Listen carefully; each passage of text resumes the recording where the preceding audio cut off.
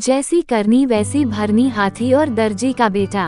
एक समय की बात है, दौलतपुर गांव के एक किनारे पर गणेश भगवान का मंदिर था। मंदिर के पास ही एक हाथी रहता था।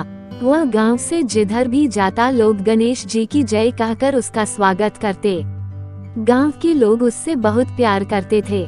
सभी उसको खाने के लिए कुछ न कुछ अवश्य देते। कोई केले देता तो कोई गन्ना, कोई हरी हरी पत्तियों वाली टहनियाँ देता। हाथी सब कुछ प्रेम से स्वीकार करता। वह भी गांव वालों से बहुत प्रसन्न रहता।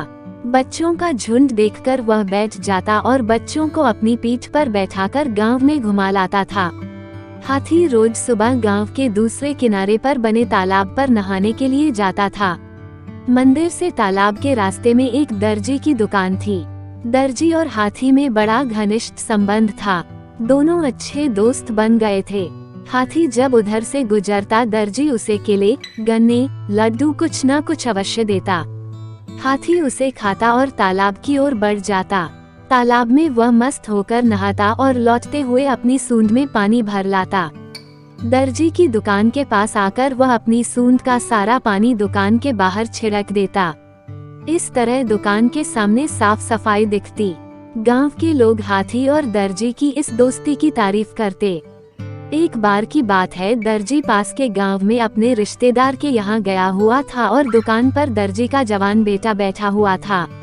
रोज की तरह हाथी दर्जी की दुकान के आगे आकर रुक गया। उसने थोड़ी देर इंतजार किया, फिर अपने सूंड दुकान के अंदर बढ़ाई मानो खाने के लिए कुछ मांग रहा हो, पर उस लड़के ने उसे खाने के लिए कुछ नहीं दिया।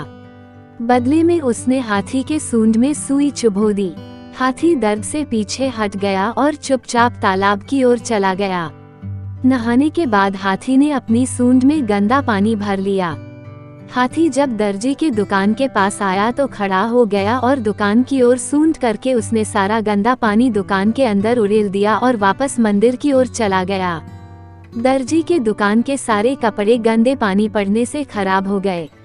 दूसरे दिन जब दर्जी दुकान पर आया तो दुकान की हालात देखकर हैरान रह गया।